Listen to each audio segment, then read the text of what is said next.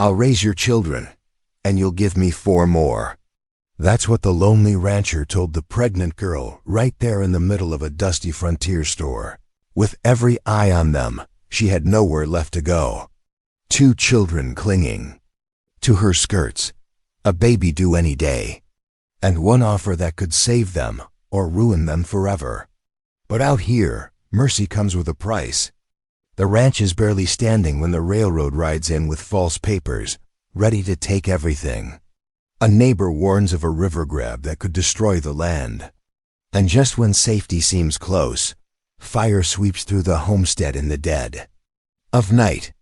Now with winter closing in, they'll have to fight not just for a roof over their heads, but for the very water that keeps them alive. Can a desperate bargain turn into a family worth defending? Or will the past and the men who want them broken burn it all to the ground?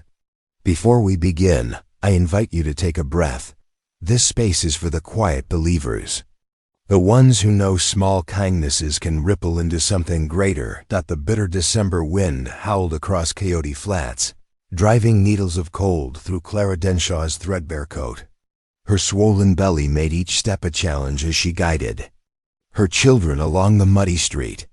Little Will's hand felt ice cold in hers, and his persistent cough worried her more with each passing hour. "Mama, my feet hurt," Annie whispered, her 8-year-old face pinched with exhaustion. Clara squeezed her daughter's shoulder, trying to share what little warmth she had. "Just a little further, sweetheart. The store's right there." Clara fought to keep her voice steady, though her heart ached at the sight of their worn-out boots. The freight wagon driver who'd left them stranded 2 miles back hadn't even looked back, just muttered something about not wanting trouble with a woman in her condition.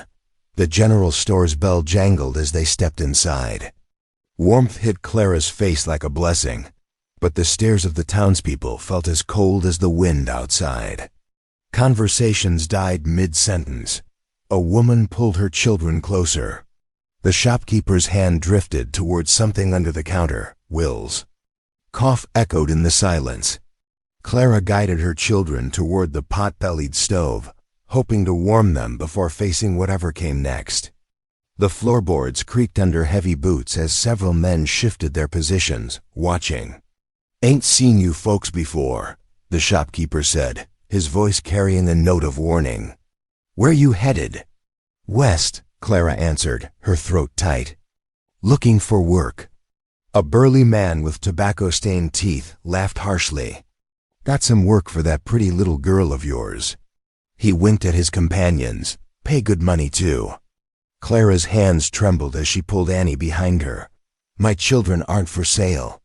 Her voice cracked, but she lifted her chin, even as fear churned in her stomach. The man took a step forward.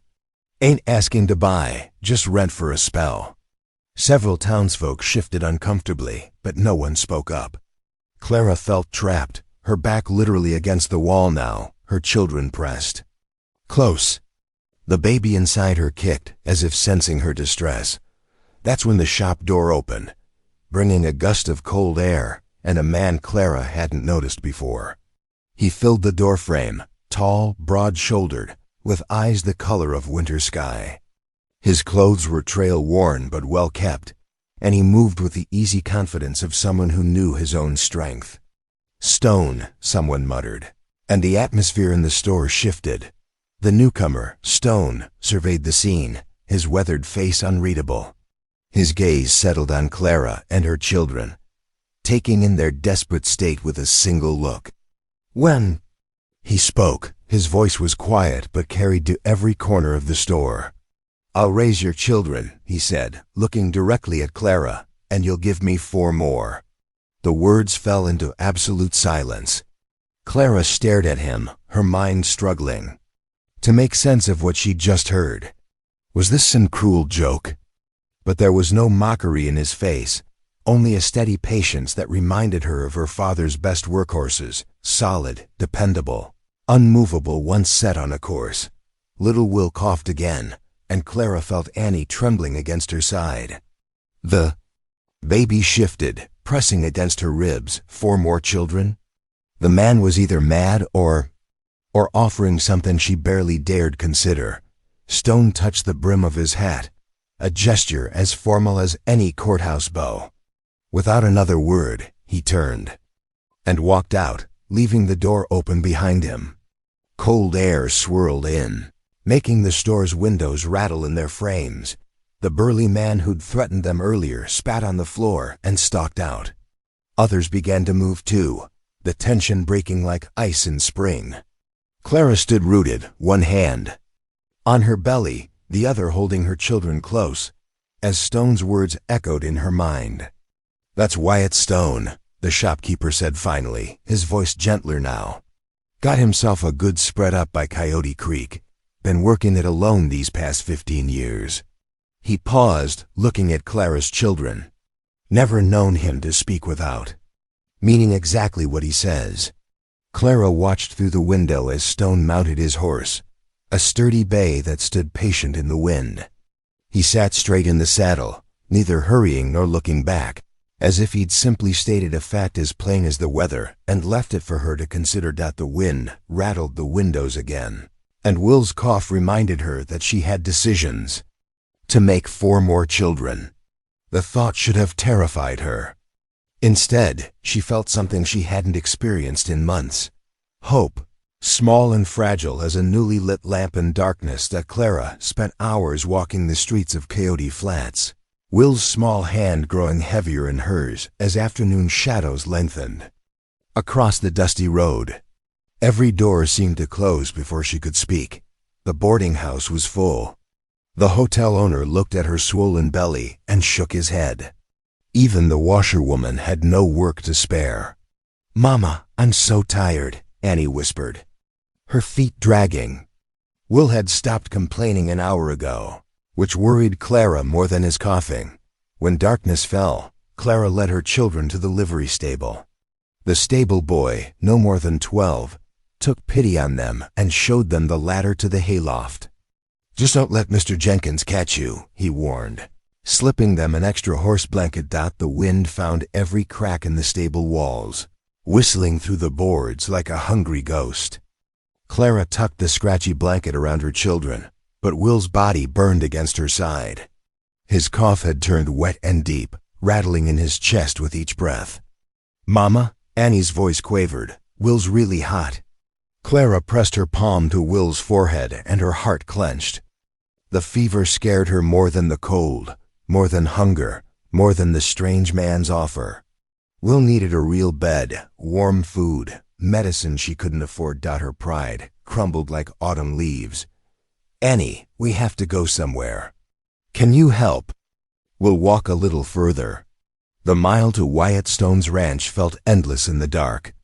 Clara kept one hand on her belly, the other supporting Will as he stumbled along. The wind cut through their clothes, and clouds covered the stars, leaving them to follow the road by feel alone.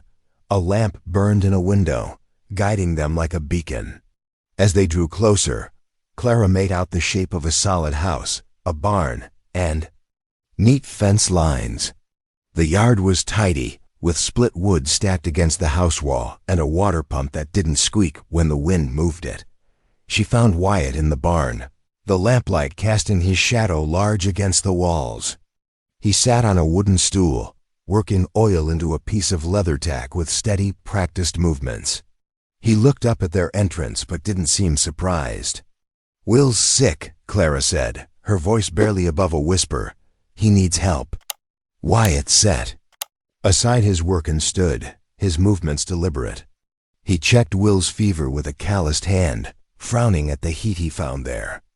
Without a word, he began saddling his bay horse. "Get the children wrapped warm," he said, his voice gentle but firm.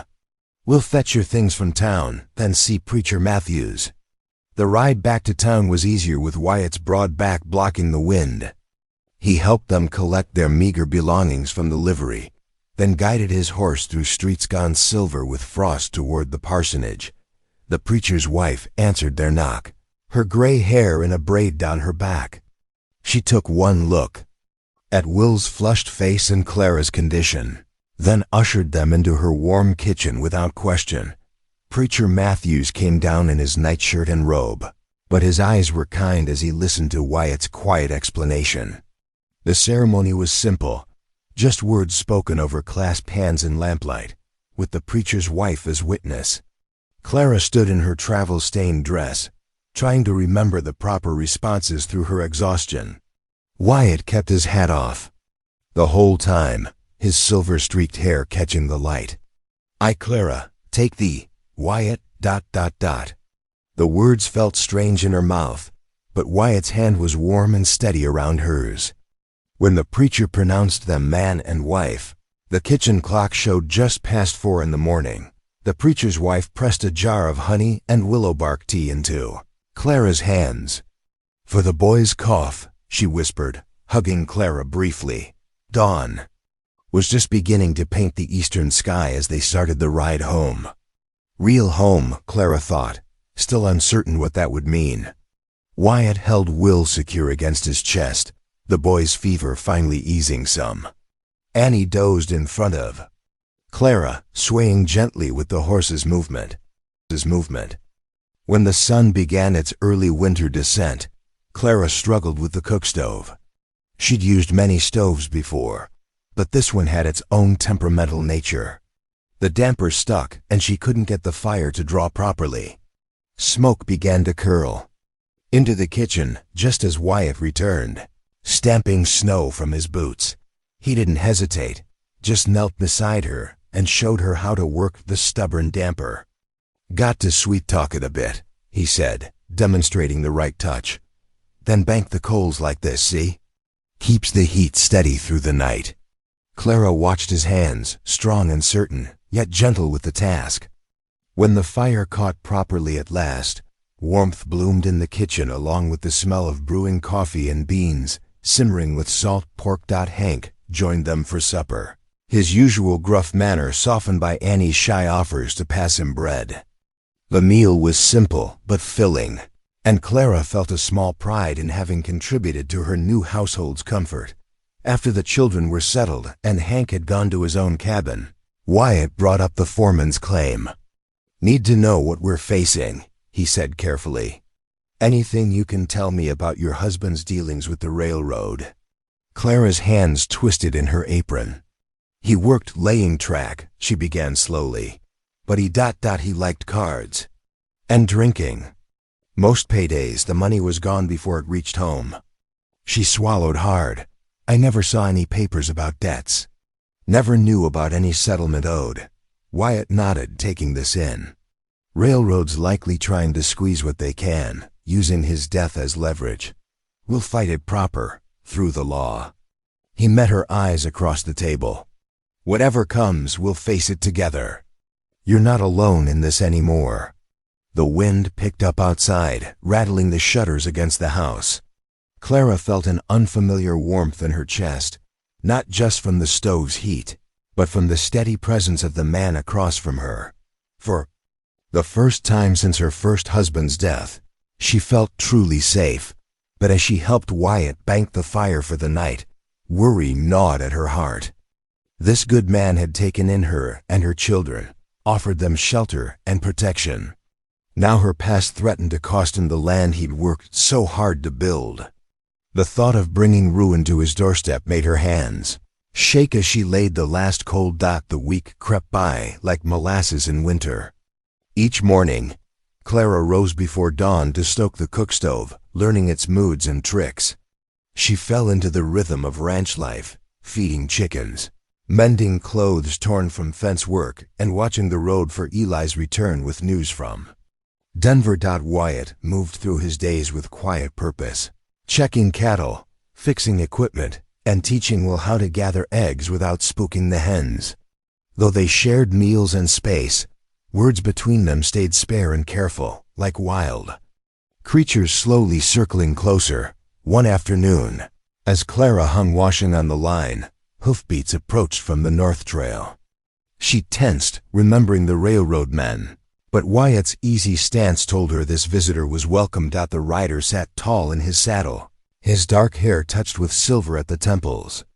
A fine buckskin horse carried him, along with a wrapped bundle, tied behind the saddle. He dismounted with fluid grace, and Wyatt stepped forward to greet him. "Jonah," Wyatt said warmly.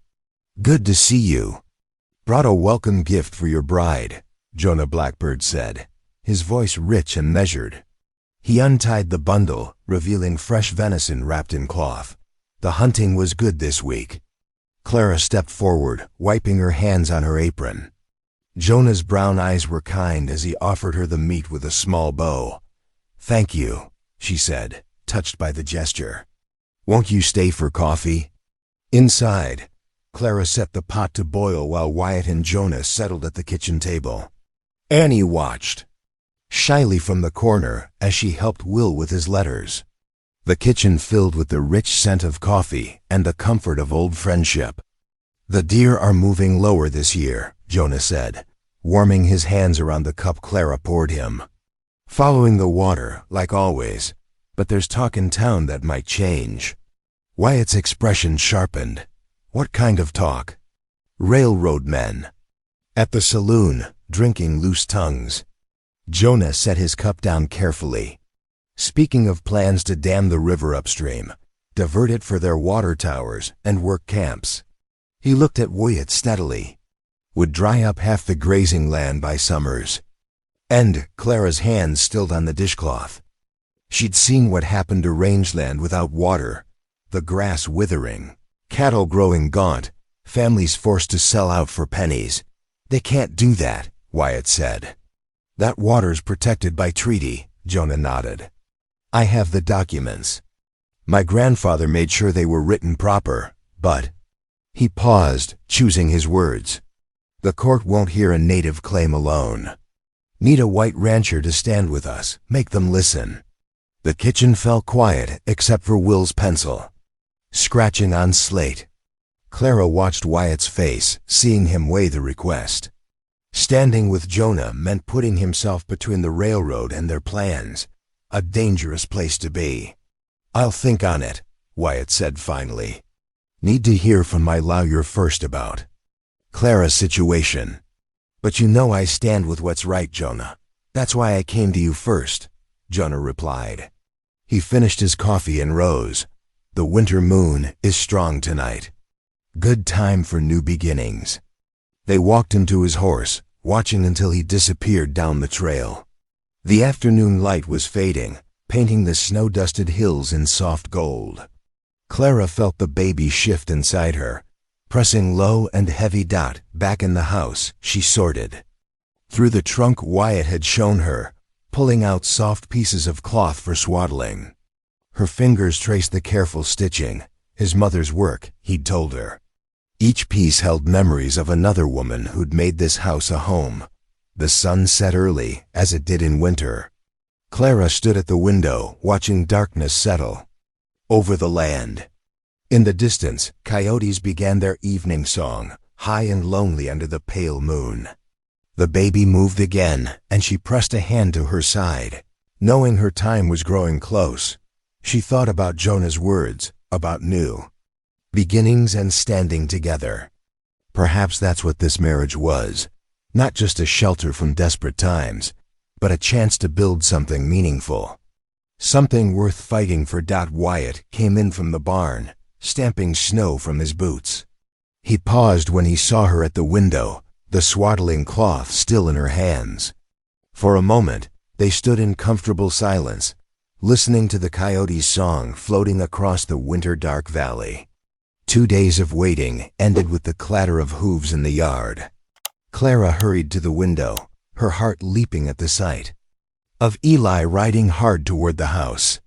The young ranch hand's face was windburned from his journey, but his eyes were bright with purpose as he dismounted. Wyatt met him at the door, taking the telegram while Eli stamped snow from his boots. Clara watched Wyatt's expression as he read, his weathered face revealing nothing until he finished. "The lawyer says the contract's false," he announced, looking up at Clara. "But we'll need proof to fight it. Witnesses who can speak to what really happened." Clara's hands twisted in her apron. "But who would know?" "Men who worked with your late husband," Wyatt said. "I reckon some might still be in town." He turned to Hank, who'd come in from the barn. Saddle up, we're riding in." While the men prepared to leave, Rachel Blackbird arrived in her wagon, come to spend the day with Clara as planned.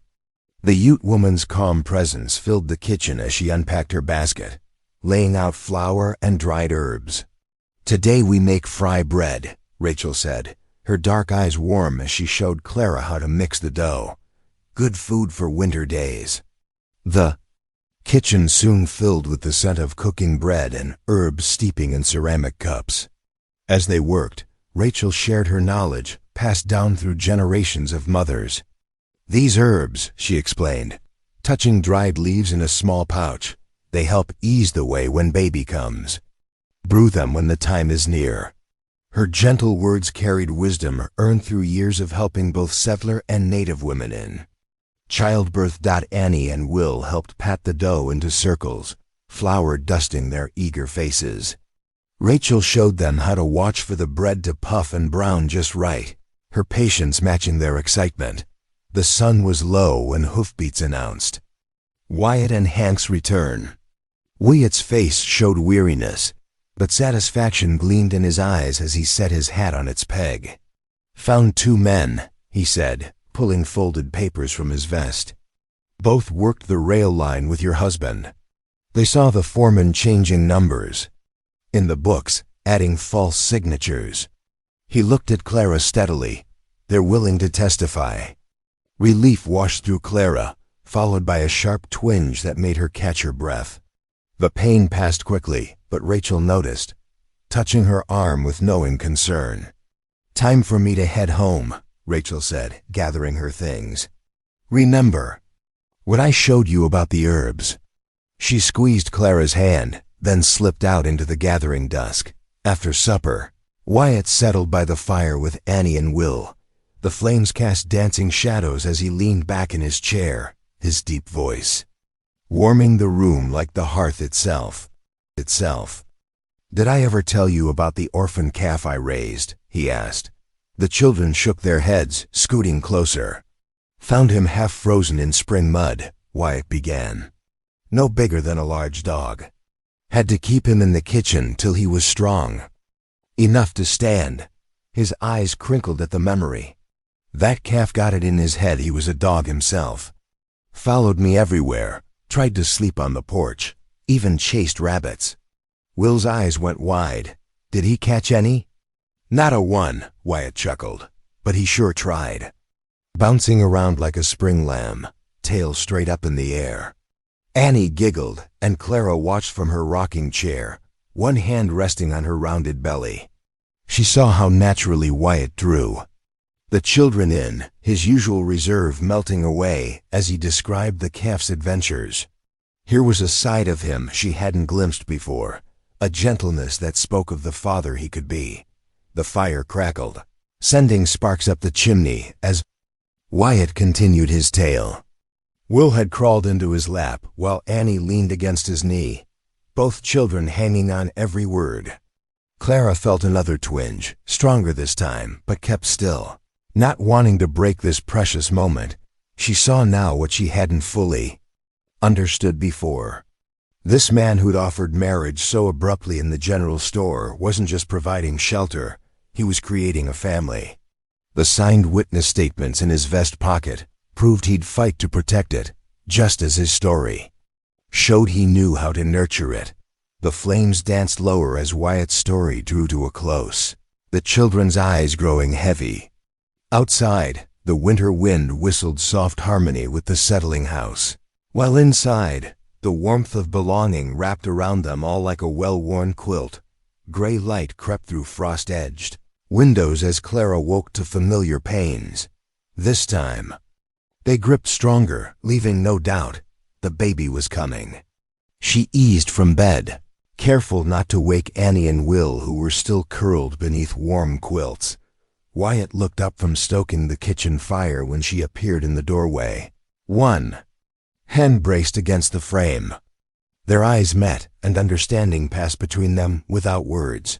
He crossed the room in 3 long strides. "It's time," Clara whispered, another pain making her catch her breath. Wyatt squeezed her shoulder gently. "I'll send Hank for Mrs. Albright. His voice was steady, but Clara saw worry flicker in his eyes before he turned away. Through the thin walls, she heard him calling to Hank, followed by the sound of rapid hoofbeats fading into the dawn. Clara busied herself with what Rachel had taught her, setting water to heat and gathering the birthing herbs while she could still move easily. The morning sun climbed higher as Clara's pains grew stronger. She paced the kitchen, pausing to grip the back of a chair when contractions washed over her. Wyatt stayed close, his presence both comforting and uncertain.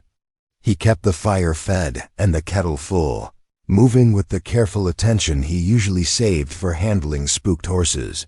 The clatter of wagon wheels announced Mrs. Albright's arrival just as the kitchen clock struck 9. The preacher's wife swept in like a warm breeze, her gray hair escaping its pins and her capable hands already rolling up her sleeves. "Well now, Clara," she said, eyes twinkling, "let's see about bringing this little one into the world." She shooed Wyatt toward the door. "Keep the children occupied and the broth simmering. We'll call if we need you." Hours blurred together in a haze of pain and determination. Mrs. Albright's calm voice guided Clara through each contraction, while the scent of chicken broth and herbs filled the warm kitchen. Sometimes Clara heard Wyatt's boots pacing the porch outside, or Annie's muffled voice asking questions. Through the window, Clara glimpsed Will climbing into Wyatt's lap as he sat in the wooden rocker. The sight of her normally restless son settling against Wyatt's chest brought tears to her eyes, or perhaps it was another pain building. The short winter day was fading when Clara's final push brought her son into the world. His first cry rang out strong and clear as Mrs. Albright cleaned and swaddled him with practiced hands. "A fine, healthy boy," the older woman announced, her face glowing with satisfaction. She opened the door to call Wyatt inside. He entered slowly, his tall frame seeming uncertain in the close space. But when Mrs. Albright placed the bundle in his arms, his entire bearing changed. Wonder softened his weathered features as he gazed down at his son. His lips moved in silent prayer, gratitude plain on his face. "Thank you, Lord," he whispered, then carefully transferred the baby to Clara's waiting arms. "He's perfect." The door creaked again as Annie and Will crept in, their eyes wide with curiosity. They approached the bed where Clara rested, peering at their new brother's tiny face. "He's so small," Annie breathed, reaching out one finger to touch his hand. Will wrinkled his nose. "He's all red and wrinkly." "That's how all babies look at first," Mrs. Albright chuckled, gathering her things. "He'll fill out soon enough." As twilight deepened outside, hoofbeats announced another visitor. Jonah Blackbird appeared in the doorway, snow dusting his shoulders and a bundle of blankets in his arms. "Rachel sends these," he said, laying the carefully folded stack on the foot of the bed. "Made from the softest wool, to welcome the little one." His dark eyes were warm as he looked at the family gathered around the newborn. "Among my people, we say a child born in winter brings strength to the whole family." Clara touched one of the blankets, feeling its incredible softness. "Please thank Rachel for us. These are beautiful." Through the windows, they could see snow beginning to fall in thick, silent flakes. The lamplight caught each one as it passed, turning them to brief flashes of gold against the darkening sky. Wyatt moved to stand beside Clara, one hand resting on her shoulder as they watched their son yawn. The baby's fingers flexed, tiny and perfect, as he settled into sleep. Annie leaned against the bed, while Will pressed close to Wyatt's side. Even Mrs. Albright and Jonah stood quiet, as if reluctant to break the peaceful moment. Outside, the snow continued to fall, wrapping the ranch in pristine white. But inside the warm kitchen, Clara felt the bonds of family drawing closer, not just between herself and Wyatt, but expanding to include every soul in the room. Their son's birth had sealed something deeper than marriage vows or legal papers. It had made them truly whole. The snow fell steadily for 2 days, transforming the ranch into a hushed white sanctuary. Inside the snug house, Clara found herself grateful for the forced quiet. It gave her time to learn her newborn's needs and establish a rhythm with her expanded family. Annie proved herself eager to help, fetching clean clothes for the baby and entertaining Will when he grew restless. The little boy had taken to following Wyatt whenever his stepfather moved between the house and barn. Learning the routine of caring for animals in winter weather, Clara settled into nursing her son in the rocking chair beside the wood stove. She watched through the window as Wyatt made his twice-daily trips to check the livestock, his broad shoulders bent against the wind. He always returned with roses of frost in his beard and a gentle word for each child. The evenings brought them all together around the fire. Wyatt would pull out the family Bible, its leather cover worn smooth by years of handling.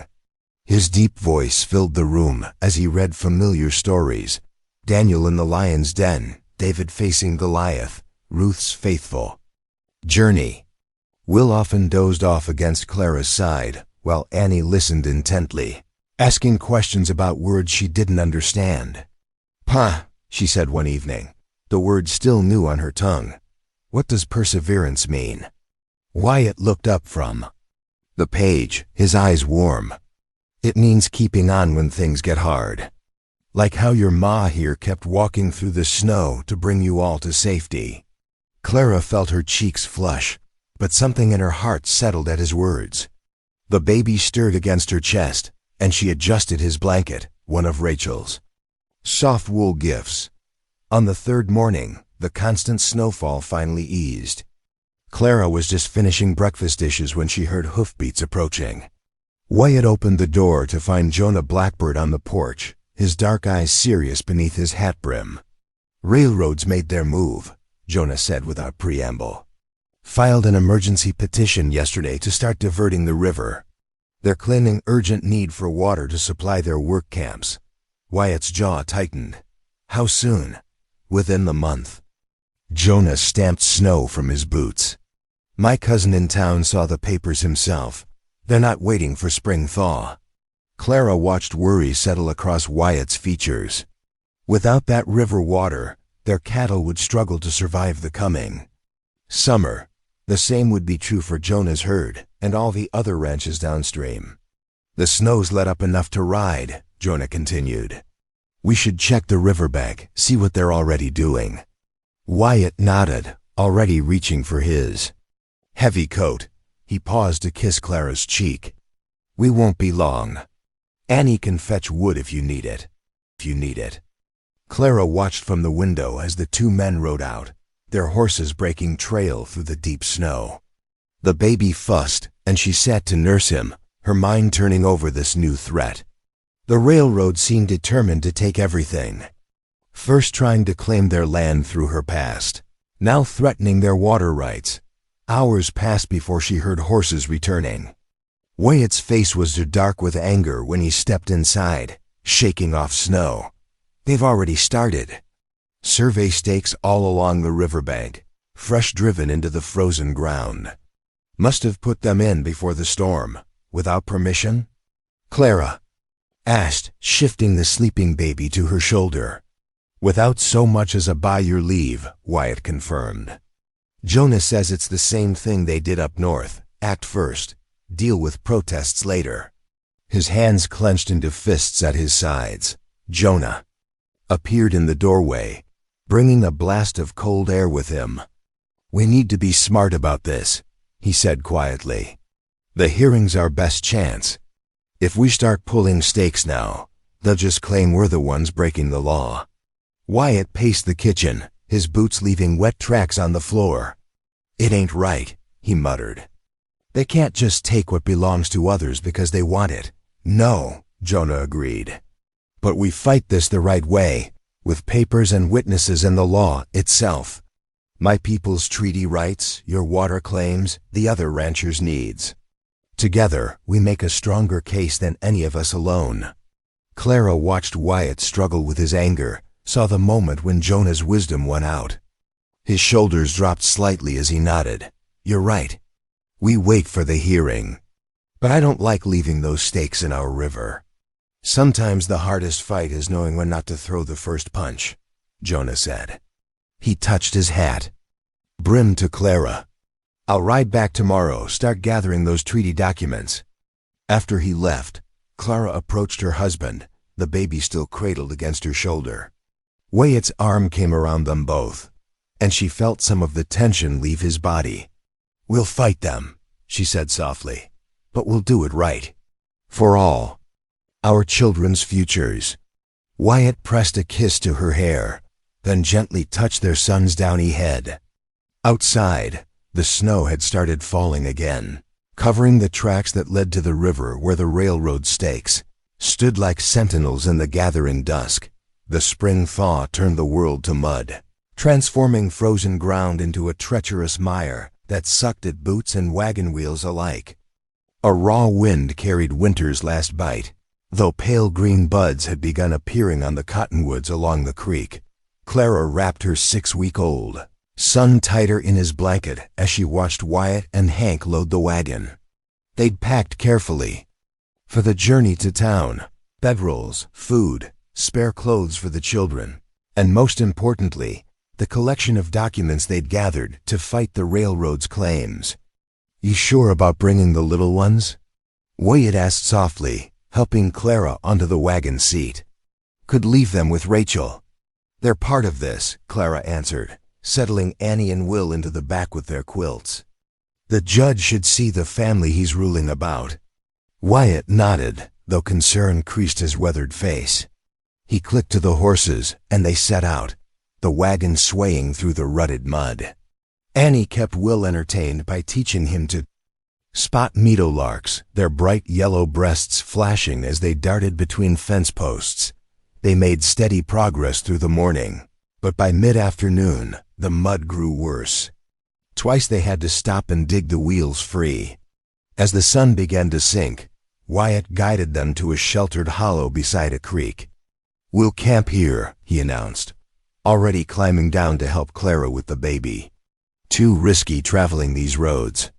In the dark, they worked together to make camp, falling into an easy rhythm. Clara set up bedrolls while Wyatt tended the horses and built a fire. Annie helped her brother gather dry kindling, their laughter carrying on the evening air. Soon, the smell of coffee and beans filled their little camp. After supper, they sat close around the fire. The baby nursed contentedly while Will dozed in Wyatt's lap. Clara watched the flames dance, trying not to think too hard about tomorrow's hearing. Whatever happens, Wyatt said quietly, reading her thoughts, we face it together. They reached town by mid-morning the next day. The courthouse stood stern and official, its red brick walls a stark contrast to the muddy street. Jonah waited for them on the steps, treaty documents carefully preserved in an oilskin wrapper. Inside, the hearing room felt close and stuffy. Clara sat straight back beside Wyatt, the baby sleeping against her chest. Annie and Will perched on a bench behind them, unusually quiet in the formal setting. The railroad's lawyer, a sharp-featured man named Harrison, took immediate offense to their presence. Your Honor, he drawled, surely we needn't waste time with this pioneer marriage and its attendant baggage. Clara felt Wyatt stiffen beside her, but his voice remained steady. My wife and children have every right to be here, sir. This concerns their future as much as mine. Harrison's lip curled. Ah yes, the great romantic. Tell me, Mr. Stone, do you make a habit of collecting strays? Before Wyatt could respond, Jonah stepped forward. His presence commanded attention, treaty documents held carefully in his hands. Your Honor, if I may, this case involves more than one family's water rights. These documents show clearly that the river's flow is protected by federal treaty with the Ute people. The judge, a gray-haired man with tired eyes, studied the papers Jonah presented. Minutes stretched like hours as he read, the only sound the rustle of pages and the occasional cough from the gallery. Finally he looked up. This requires further consideration. I'll need time to review these treaties and gather additional testimony about water rights in the territory. He raised his voice over Harrison's attempt to protest. "I'm delaying my final ruling for 1 month. During that time, no diversionary work is to begin on the river. Court is adjourned." Outside, Clara blinked. In the bright sunlight, the delay felt both like a victory and a worry. More time to gather support, but also more time for the railroad to scheme. Jonah clasped Wyatt's hand. "We'll keep gathering evidence. My cousins up north have similar treaties they can send." The wagon ride home seemed longer, though the mud had begun to dry under the spring sun. Will and Annie fell asleep in the back, worn out from the tension of the day. Clara held the baby close, watching Wyatt's profile as he drove. That evening, after the children were asleep, Clara found Wyatt on the porch, staring out at the darkened pasture. She touched his arm gently. "You're worried." "The railroad has money and friends in high places," he said slowly. "But we have justice on our side. The land, the water, they belong to all of us, not just those with the deepest pockets." He turned to face her, and though she could see the strain in his eyes, his voice held firm conviction. "We'll win this, Clara. For our children, for Jonah's people, for everyone who depends on that river." Clara leaned into his strength, drawing comfort from his certainty, even as she noticed the tension he carried in his shoulders.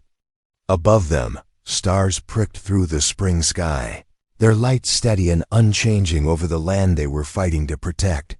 The April days stretched longer as spring settled over the ranch.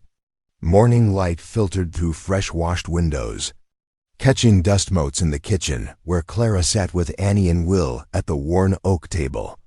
She balanced the baby against her shoulder while pointing to letters in McDuffie's reader, a gift from Mrs. Albright. "Sound it out slowly," Clara encouraged as Annie traced her finger under each word. "The ... cat ... ran ... Annie read carefully, her brow furrowed in concentration. Will bounced in his chair, eager for his turn with the book. Outside, the steady rhythm of hammering echoed from the barn. Wyatt and Hank had been working since sunrise to replace rotted boards in the roof before the spring rains hit in earnest. Clara paused occasionally to watch through the window as Wyatt moved along the roofline.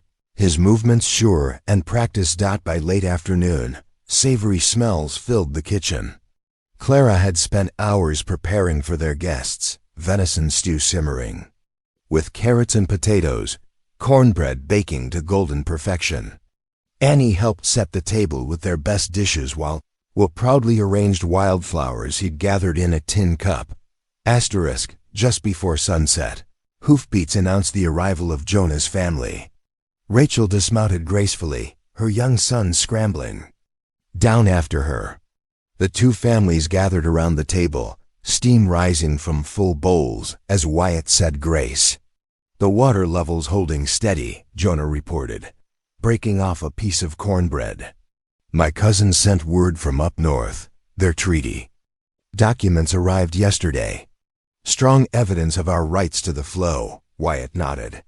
"Timing's good. Judge Thompson seems fair-minded, but he'll want clear proof the railroad's claims are false." Rachel smiled at Clara across the table. "How's the little one sleeping?" "Better now," Clara replied, watching as Annie showed Jonah's boys her reader, "though he still wants feeding every few hours." The conversation flowed easy and warm, two families bound by more than just neighboring land. When Rachel produced a jar of preserved peaches for dessert, the children's eyes lit up with delight. As the evening deepened, Jonah's family prepared to leave. Wyatt and Jonah stood on the porch, discussing plans to ride the property line together next week. Clara and Rachel exchanged promises to share spring planting duties. The sound of departing horses had barely faded when Clara caught it, a faint acrid scent drifting through the cooling air. She saw Wyatt's head snap up, nostrils flaring. "Smoke," he said sharply, already striding toward the barn. "Hank, bring the shovels." Clara hurried to the porch rail, heart pounding. In the gathering darkness, she could see an orange glow flickering. In the distance, spreading rapidly through the dry spring grass of the far pasture. "Annie, take Will inside," she called to the children. "Stay there with the baby." Wyatt and Hank mounted quickly, leading 2 more horses loaded with tools. Clara watched them gallop toward the fire, their figures soon lost in the gloom. The smell of smoke grew stronger. Minutes stretched like hours as Clara paced the porch, straining to see through the darkness. The baby fussed, sensing her tension. Annie appeared in the doorway, holding Will's hand. "Mama, is Pug going to be all right?" "He knows what he's doing, sweetheart," Clara assured them, though her own worry gnawed deep. "Let's say a prayer for him and Hank." It was well past midnight when the men returned, clothes and faces blackened with soot. Clara met them at the barn with a lantern as they dismounted stiffly. "Got it beat down," Wyatt said, his voice rough. "From smoke. Found coal oil traces near where it started. This was no accident." Hank spat in disgust. "Railroad's getting desperate, sending night riders to do their dirty work." Clara brought them water while they unsaddled the horses. In the lantern light, she could see burns on Wyatt's sleeve where sparks had caught the fabric. "How bad is the damage?" she asked quietly. "Lost about 3 acres of good grazing," Wyatt replied, running a hand over his face. "Could have been worse if we hadn't caught it early." He paused, jaw tightening. "They're sending a message, clear as day. First the legal threats, now this." "They won't stop here," Hank warned, checking his horse's legs for injuries. "Men who'd set fire to honest folks' land ain't got much conscience to trouble them." Clara saw the weight settle deeper in Wyatt's shoulders, though his voice remained steady. "We'll need to set watch at night. Can't risk them trying something closer to the house." "I'll take first shift," Hank offered, already reaching for his rifle. Inside, Clara found the children asleep on the settee, waiting up as long as they could. Wyatt helped her carry them to bed, then stood at their bedroom window, staring out at the darkness where the burned pasture lay. "The railroad's showing its true colors," he said softly, mindful of the sleeping children. "They don't care about law or right, just power and profit." Clara touched his arm, feeling the tension in his muscles. "We knew they'd fight dirty." "Aye," he agreed grimly. "But now we know just how far they'll go." He turned to face her, his eyes reflecting the lamplight. "I won't let them threaten our family, Clara, whatever it takes." Clara woke to the acrid smell of smoke filling her lungs. For a moment, she thought it was lingering traces from the pasture fire, but this was stronger, closer. The baby stirred restlessly beside her. Through the window, an orange glow flickered against the pre-dawn sky, far too bright and near. Her scream pierced the darkness as realization struck. "Wyatt! Fire!" Wyatt bolted upright, already moving. "Get the children." The heat pressed against them as flames licked up the outer walls. Clara snatched the baby while Wyatt rushed to Annie and Will's room. Smoke poured through gaps in the floorboards, thick and choking. Will coughed violently as Wyatt lifted him. "Cover your faces." "Wyatt!" commanded, wrapping his bandana around Will's mouth. Annie pressed her nightgown to her nose, eyes wide with terror. They stumbled toward the door, but flames had already consumed the front porch. Wyatt kicked out the kitchen window, glass shattering into the snow outside. "Here! Through here!" He lifted the children through one by one, then helped Clara climb out with the baby clutched to her chest. The snow bit into their feet as they scrambled away from the inferno. Clara counted heads frantically, all 5 of them safe, though barely dressed against the bitter cold. They could only watch as the flames devoured their home. The heat drove them further back, past the well, past the chicken coop. The fire roared like a living thing, consuming the roof beams with savage hunger. Annie sobbed quietly against Clara's skirts, while Will buried his face in Wyatt's shoulder. Hank emerged from the bunkhouse, running toward them with blankets. "Dear Lord in heaven," he breathed, wrapping one around Clara's shoulders. "I was checking. The back pasture never saw them coming. The crash of the roof collapsing sent sparks spiraling into the dark sky. Clara clutched the baby tighter, grateful he hadn't woken screaming from all the chaos. Her teeth chattered as she watched years of Wyatt's work burn to ash. Hoofbeats thundered in the distance, neighbors riding toward the orange glow on the horizon. Jonah arrived first, followed by Rachel in their wagon. More families appeared as word spread, but it was far too late to save the house. They formed a bucket line to wet down the barn and outbuildings, preventing the fire from spreading. Further, Rachel hurried to Clara, taking in their smoke-stained faces and bare feet in the snow. "You'll come to our place," she said firmly, brooking no argument. "We've room in the bunkhouse until you can rebuild." Clara nodded numbly, too exhausted to speak. Wyatt helped load the children into Rachel's wagon while others gathered what few possessions they'd managed to save. Clara's mother's Bible, the children's reader, a singed quilt. The sky lightened to gray as they drove away, the ruins of their home still smoldering behind them. Will had finally fallen into an uneasy sleep, but Annie stared back at the ranch until it disappeared from view.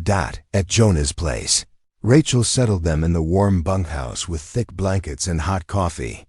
The children huddled together on a narrow bed while Clara nursed the baby, her hands still trembling. The sun had barely cleared the horizon when they heard another horse approaching. Deputy Brenner rode up, his face carefully neutral as he dismounted. He carried an official-looking envelope. "Mr. Stone," he called, not quite meeting Wyatt's eyes. "Got papers here from the circuit court. Railroads filing for immediate seizure of the property, citing criminal damage and unsafe conditions." Wyatt's jaw clenched as he took the envelope. The muscles in his throat worked as he read, his knuckles white against the paper. Clara handed the baby to Rachel and walked to Wyatt's side, her bare feet leaving marks in the melting snow.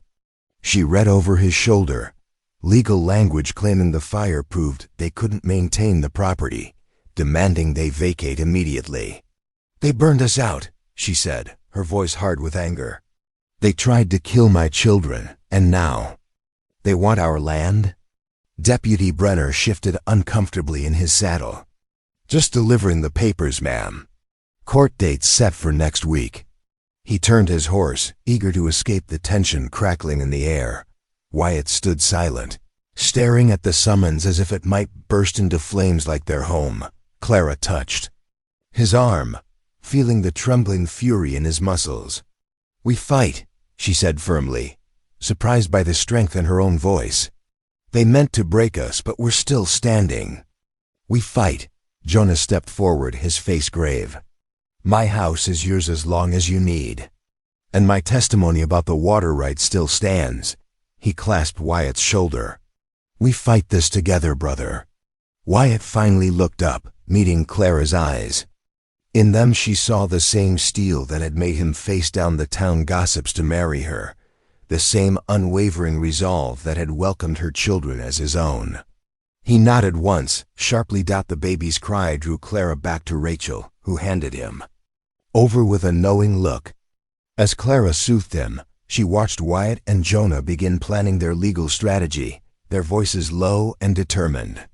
The shadow of smoke still hung in the distance, but here, surrounded by allies who had become family, she felt the first stirring of hope. The days after the fire melted together like spring snow.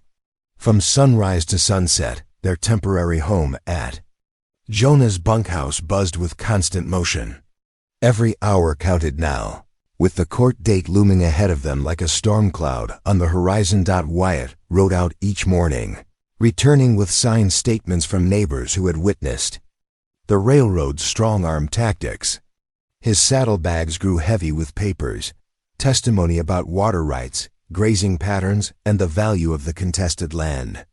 Each night, he spread the documents across the rough wooden table, reading by lamplight until his eyes grew tired. Clara sat at that same table during quiet afternoons, ink staining her fingers as she wrote out every detail of the foreman's threats. She described how he had first approached them with false claims about her late husband's debts, then escalated to intimidation. Her hand trembled as she recorded the fire, but her writing remained steady and clear. "Mama, where does this go?" Annie called, holding up a smoke-blackened hammer they had pulled from the ruins. She and Will had taken charge of sorting the salvaged tools and belongings into neat piles. "Put it with the other tools, sweetheart," Clara answered, watching as Will carefully wiped soot from a tin cup before adding it to their meager collection of saved kitchenware. Jonah spent 3 days riding to distant camps, returning with 4 respected youth elders who could speak to the ancient water rights of the land. They gathered in the main house, voices low and serious as they discussed their testimony. Rachel kept everyone fed, refusing any payment for their stay. One evening, Wyatt caught her alone in the kitchen. "We won't forget this kindness," he said. Quietly, "Whatever comes, you'll always have friends in us." The night before the hearing, they loaded the wagon and drove into town. The parsonage welcomed them with warm beds and fresh bread. After the children fell asleep, Wyatt knelt beside their borrowed bed. "Lord," he prayed, his voice rough with emotion, "give us the strength to face whatever comes tomorrow." Clara reached for his weathered hand in the darkness, squeezing it tight. No words were needed. They would face this battle as they had faced everything else. Together. The town hall's wooden benches creaked under the weight of what seemed like half the county. Morning sunlight filtered through dusty windows, casting long shadows across the makeshift courtroom. The railroad's lawyer, Mr. Hawthorne, stood at the front in an expensive Eastern suit, waving papers with flourish. "These documents clearly show the debt owed," he declared, his voice dripping with false sympathy. "And as for Mrs. Stone's character, well, her hasty marriage speaks for itself." Wyatt's jaw tightened, but he kept his peace until called to testify. He walked to the front with measured steps, his boots echoing on the floorboards. When he spoke, his voice carried the quiet authority of a man who knew his land and his truth. "Those papers are forged," he stated firmly. "I have 2 witnesses who saw the foreman himself write those signatures. And as for the fire that destroyed our home," he detailed the progression of threats, intimidation, and destruction, laying out the evidence piece by piece. Jonah Blackbird stepped forward next, spreading out a carefully preserved deerskin map on the judge's table. "This treaty was signed by my grandfather," he explained, his finger tracing the river's path. "It guarantees water rights for both our peoples. The railroad cannot legally divert what was promised to us." When Clara's turn came, she rose slowly from her seat. The baby slept peacefully in Annie's arms as she walked to the front. Her voice shook at first but grew stronger as she described her first husband's death in the railroad camp and how the foreman had tried to claim her unborn child's future to pay invented debts. "He said the baby would be born owing them," she testified, her chin lifting. "No child should come into this world in chains of debt built on lies."